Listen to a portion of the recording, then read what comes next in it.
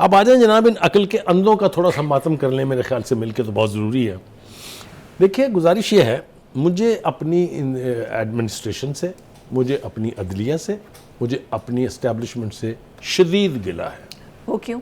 اس لیے کہ یہی حرکت اس سے پہلے بھی پی ٹی آئی کر چکی ہے اور ایک بڑے گھمبیر انداز میں ایک ہائیسٹ لیول کے اوپر ایک سازش تیار کی گئی تھی جس میں جو کے پی کے وزیر تیمور جھگڑا صاحب, جو پنجاب کے وزیر خزانہ دونوں جگہ کے محسن لغاری صاحب, اور مرکزی وزیر خزانہ شوکت ترین صاحب نے خط لکھ مارا ایک آئی ایم ایف کو. اس وقت یاد ہے آپ کو کہ اس ملک کے ساتھ معاہدہ نہ کیجیے گا کیونکہ حکومت اب ہماری نہیں رہی ہے, اب یہاں سب غلط ہے, ان کے ساتھ معاہدہ نہ.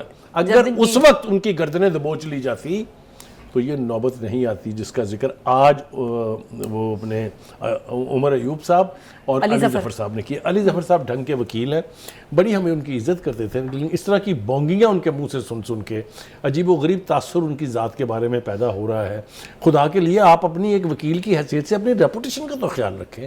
ٹھیک ہے پارٹی کے جذبات میں آپ بہہ جائیں, ڈبکیاں کھائیں, ہمیں کوئی اعتراض نہیں ہے, لیکن آپ ایک آپائے کے وکیل ہیں, بیرسٹر ہیں, سپریم کورٹ میں آپ کی بڑی عزت ہے, چیف جسٹس آپ کو ادب سے بلاتے ہیں, اور خدا دے واسطے اپنی عزت کا تھوڑا جا خیال کر لو تسی. ایک دوسری بات یہ کہ وہ حرکت جو میں نے پہلے آپ کو بتائی کی تھی پی ٹی آئی نے, اور یہ حرکت جو اب کر رہے ہیں, اٹ کالز فار آرٹیکل 6. یہ ملک سے غداری کے سوا کچھ نہیں ہے. آپ ملک کی اکانومی کو جیپرڈائز کرنا چاہتے ہیں, یہ تو ہندوستان کرتا ہے. آپ ہندوستان کے ایجنٹ ہیں, آپ ہندوستان کے گماشتے بن گئے ہیں جو آپ اپنے ملک کی اکانومی کو تباہ کرنے پر تلے ہیں. آپ ہر چیز میں جا رہے ہیں انٹرنیشنل. وہ ایک موصوف اور ہے, وہ احمق جو ہمیں اس وقت تاثر دے رہے ہیں کہ میں وزیر اعظم بنوں گا آپ کا, عمر ایوب صاحب. آپ ان کی عقل کا ماتم کر لیجئے. وہ کیا کہہ رہے ہیں؟ وہ کہہ رہے ہیں جی ہم عالمی عدالت انصاف میں جائیں گے, سپریم کورٹ جائیں, عالمی عدالت انصاف جائیں. وہ بھائی کوئی عقل آپ کے پلے ہے یا آپ عقل سے اندھے ہیں سارے؟ یہ میں آپ کو ایمانداری سے کہہ رہا ہوں کہ اگر ان کے اوپر ہاتھ ڈال لیا جاتا تو یہ اسی قسم کی فاش اور گھناؤنی غلطی کبھی نہ کرتے. یہ میرے نزدیک as a citizen of Pakistan, these are act of high treason to be handled under Article 6. کوئی مامے لگتے ہیں یہ کہ ان کو کچھ نہ کہا جائے. یہ جو مرضی کر جائیں پاکستان کے ساتھ, پاکستان کی اکانومی کے ساتھ, پاکستان کی قوم کے ساتھ, یہ تو کوئی طریقہ نہیں ہے. یہ تو پھر پیپلز پارٹی کا پی ایم ایل این میں سے کسی کو انٹروین کرنا چاہیے. پھر تو یہ سارے, میں نے کہا نا کہ اگر آپ پہلی دفعہ ان کو پکڑ لیتے تو یہ حرکت نہ کرتے. اب آپ نے ان کو اگر کچھ نہ کہا تو یہ پھر ہوگی. وہ بھائی خدا کے واسطے ایون بنانا ریپبلکس جو افریقہ کی ہیں وہ نہیں اس طرح کی بکواس کرتے جو ہم سن رہے ہیں اس وقت. آ جائیں جی آپ ہمارے فیصلے کرنے کے لیے. وہ بھائی آپ کس معاشرے میں رہتے ہیں؟ آپ جنگل میں رہتے ہیں. اٹس اے مملکت ہے پاکستان, اس کا ایک آئین ہے, اس کا ایک قانون ہے. پتہ نہیں کیسے کہاں عقل ان کی چرنے چلی گئی ہے. یہ سارے گھاس چرتے ہیں, بالکل کوئی اس میں دو رائے نہیں ہے. لیکن وہ کہتے ہیں کہ جی ہمارا مینڈیٹ چرایا گیا ہے, ہماری جو سیٹس بنتی تھیں جیسے وہ کہہ رہے ہیں اتنی سیٹس ہمیں نہیں دی گئی ہیں, اور اتنی سیٹس اگر ہمیں مل جاتی ہیں تو وزیر اعظم ہمارا ہوگا, Omar Ayub is going to be the prime minister, اور سب سے پہلے ہم بانی تحریک انصاف کو باہر نکالیں. گزارش یہ ہے, یہ پڑ گئی ہے ان کو عادت. وہ میں ایک مثال دینا چاہتا ہوں. وہ آپ دیکھیں ایک چڑیا تھی, وہ اپنے بچوں کو لا کے جب چھوٹے چھوٹے ہوتے ہیں تو ان کو دانہ دیتی ہے, تو وہ جب آتی ہے نا منہ میں دانہ لے کے تو وہ ماں کو دیکھ کے پھر منہ کھول دیتے ہیں, وہ اوپر سے گرا دیتی ہے, دانہ کھلاتی ہے. اب وہ بچہ جو ہے وہ اس طرح سے پلتا رہا, لیکن ایک دن ان کی والدہ نہیں آئی, چڑیا بی بی آئی نہیں لے کے دانہ نا, تو اب وہ خود چھلانگ ماری انہوں نے گھونسلے سے باہر. اب جہاں وہ کھانے والی کوئی چیز دیکھے منہ اوپر کر دیتے تھے. اچھا, یعنی وہ ماں کی طرح یہ خود ہی آ کے میرے منہ میں ڈال. ان کو ہو گئی ہے عادت عدالتوں سے ریلیف لینے کی.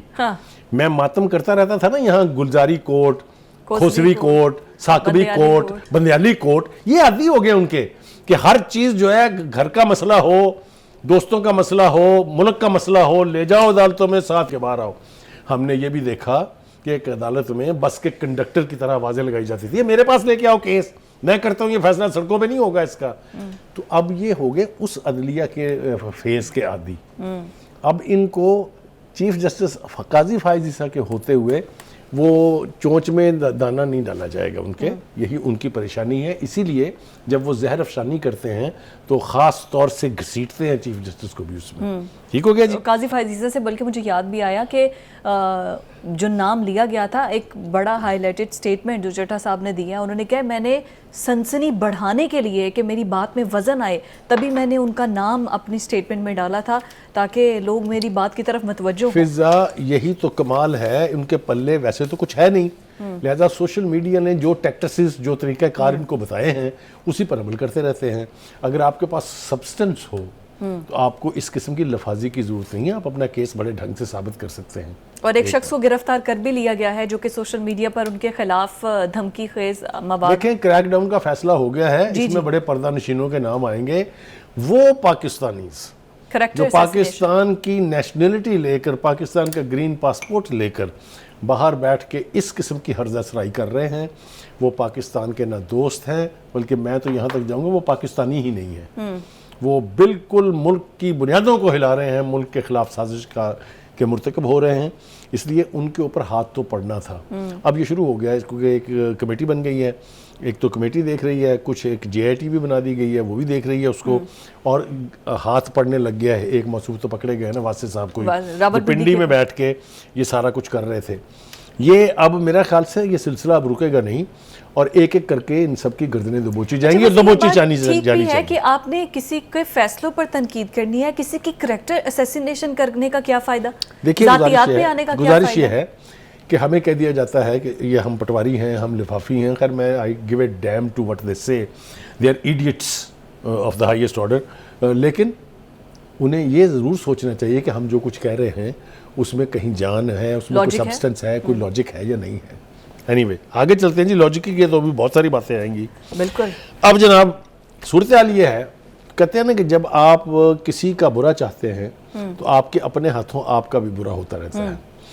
ایک تباہی پی ٹی آئی نے خود اپنے ہاتھوں سے کی ہے جی، اور وہ تباہی یہ ہے کہ انہوں نے کوئی 85+ لوگوں نے وہ جو ہے سنی اتحاد جی، اس میں شمولیت اختیار کر لی ہے۔ ہاں جی، اب وہ سیٹس کا معاملہ ہے، بڑا امپورٹنٹ ہے۔ یہ میں بریک کے بعد اس پر آنا چاہ رہی تھی، اور میں چاہ رہی تھی کہ بشرا بی بی والے کیس پر آپ کمنٹ کر دیں، لیکن آپ نے اب کر دیا، یہ معاملے کو چھیڑ دیا ہے۔ اسی پر بات کرتے ہیں کہ اب ہوگا کیا پاکستان تحریک انصاف کو، اب ملیں گی سیٹس یا نہیں؟ لیکن اب پاکستان تحریک انصاف تو نہیں، سنی اتحاد کو ان کی مخصوص نشستیں ملیں گی یا نہیں؟